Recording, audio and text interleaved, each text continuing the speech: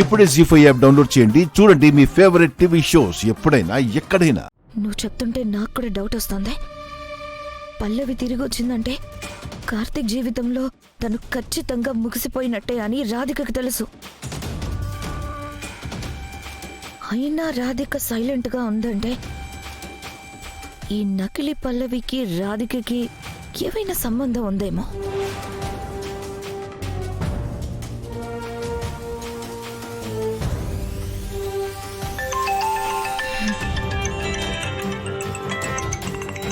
Hello, ఏంటి నా నుంచి కాల్స్ రావడం లేదని బెంగ పెట్టుకున్నావా? రాధిక ఇప్పుడు కాల్ చేశాను కదా, హ్యాపీనా? రాధిక నుంచి ఎప్పుడు ఎలాంటి కాల్ వస్తుందా అని పాత భయాన్నే కంటిన్యూ చేస్తూ ఉండు, ఓకేనా?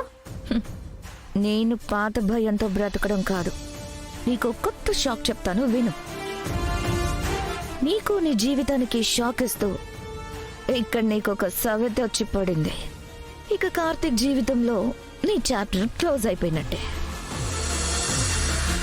పిచ్చి సకలా, పల్లవి నాకు సవతి కాదు, అక్క.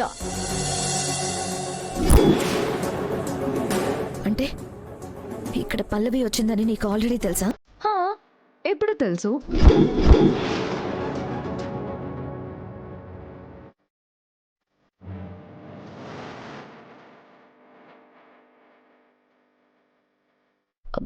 మరి పల్లవి వస్తే కార్తీక్ జీవితంలో నీకు చోటు ఉండదనే టెన్షన్ నీకు లేదా? నాకైతే అస్సలు లేదు. నా జీవితాన్ని ఎలా చక్కదిద్దుకోవాలో నాకు తెలుసు. అలాగే పల్లవి అక్క తిరిగి వచ్చినందుకు నేను చాలా చాలా హ్యాపీగా ఫీల్ అవుతున్నాను.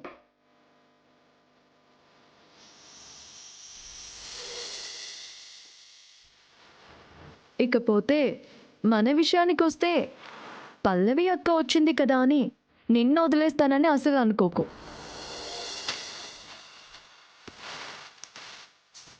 నా విషయంలో నువ్వు చేసిన దానికి నీకు ఖచ్చితంగా మర్చిపోలేని రిటర్న్ గిఫ్ట్ ఇస్తాను.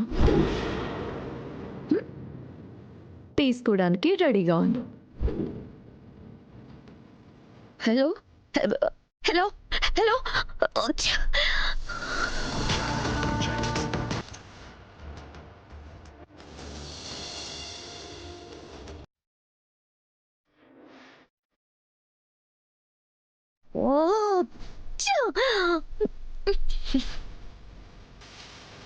రాధిక కూడా ఈ నకిలీ పల్లవికే సపోర్ట్ చేస్తుందేంటి? మళ్ళీ ఎవరు మావయ్య? రాధికేనా? కాదు, కాంచన వాళ్ళు వదినాయి. ఆవిడెందుకు ఫోన్ చేస్తుంది? ఇటు.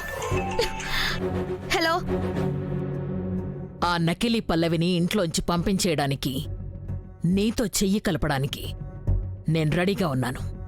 అయినా నా అంతట నేనే వచ్చానని తెగ బిల్డప్ ఇచ్చావు. రీజన్స్ చెప్పే ఓపిక తీరిక నాకు లేవు. ఆ దొంగ పల్లవిని తరివేయడానికి నా సపోర్ట్ నీకు కావాలా వద్దా? కావాలి. డన్. అయితే నువ్వు నాకో పని చేసి పెట్టాలి. ఏంటి? రేపు ఆ కార్తీక్ దొంగ పల్లవి మా ఇంటికొస్తున్నారు కదా, వాళ్లతో పాటు ఆ స్వీటీ ఇక్కడికి రాకూడదు. వస్తే నీకేంటి ప్రాబ్లం?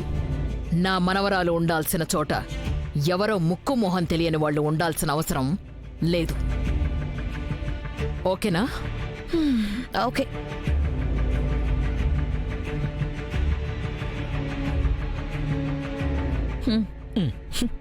మావయ్య, చెప్పమ్మా. ఈ కాంచనవల్లి స్వీటీ వాళ్ళ మనవరాలన్న విషయం మనకు తెలియదని అనుకుంటుంది. నాకే కబుర్లు చెప్తుంది.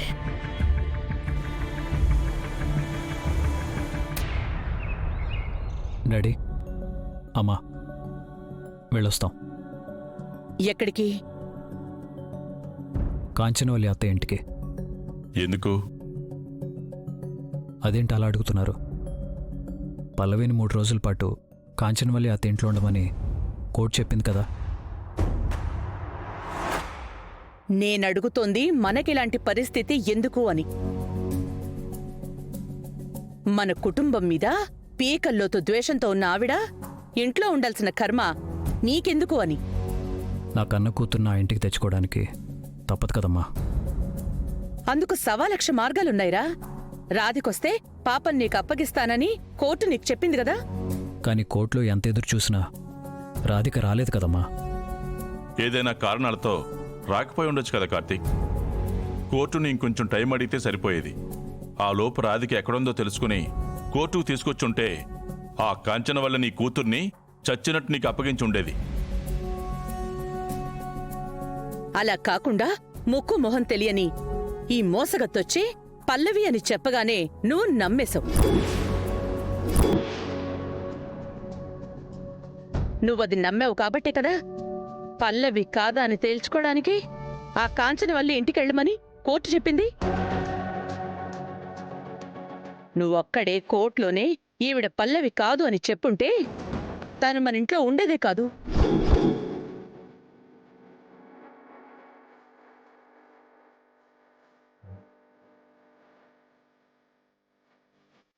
ఆ కాంచనవల్లి ఇంటికి వెళ్లాల్సిన దరిద్రం మనకిలా పట్టేది కాదు.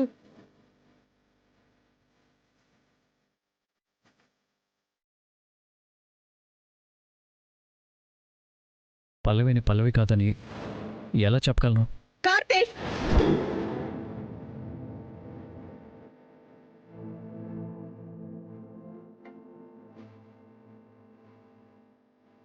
ఈవిడ నకిలీ మనిషి అని నీ అంతటా నువ్వు తెలుసుకో. మేం చెప్తే విను.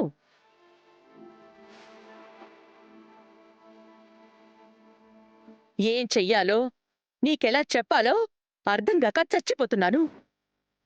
అన్నిటికంటే ముఖ్యంగా ఈవిడ మనింటిని ఏం చేస్తుందో ఎలాంటి సమస్యల్లో పడేస్తుందోనని భయంతో చచ్చిపోతున్నాన్రా.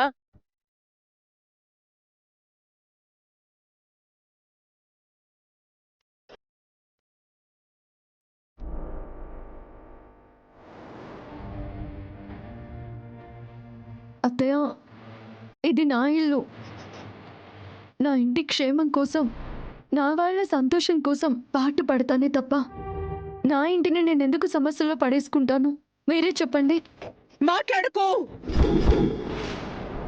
నువ్వు మాట్లాడుకో.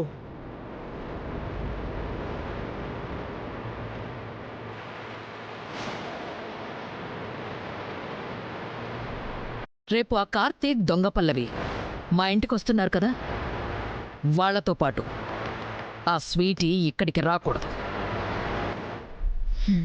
ఆ పిల్ల రాక్షసుని అక్కడికి రానివ్వకుండా ఆపమని కాంచన వల్ల చెప్పింది. ఎస్, అందుకేదో ఒకటి చేసి దీన్ని ఇక్కడే ఆపేయాలి. జీ5 యాప్ డౌన్లోడ్ చేసి అన్ని ఎపిసోడ్స్ పూర్తి ఉచితంగా చూడండి.